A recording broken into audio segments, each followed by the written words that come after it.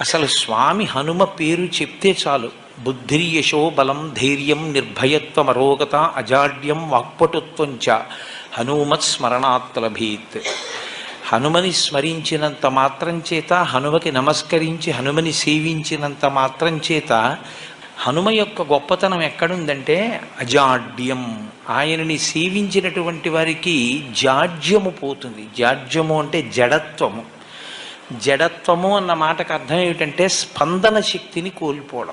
శ్రీరామాయణంలో రామచంద్రమూర్తిగా శ్రీ మహావిష్ణువు వచ్చే ముందే బ్రహ్మదేవుడు అనేక మంది దేవతల్ని శాసించాడు. రావణ సంహారం అంటే అంత తేలికైన విషయం కాదు. నరవానరముల చేత సంహరింపబడడు కనుక, ఆయన నరవానరముల చేత సంహరింపబడనని వరం అడగలేదు కనుక మీ అందరూ కూడా వానరాంశలలో వెళ్ళండి అన్నాడు. దేవతలందరూ వానరుల యొక్క అంశలలో వచ్చారు.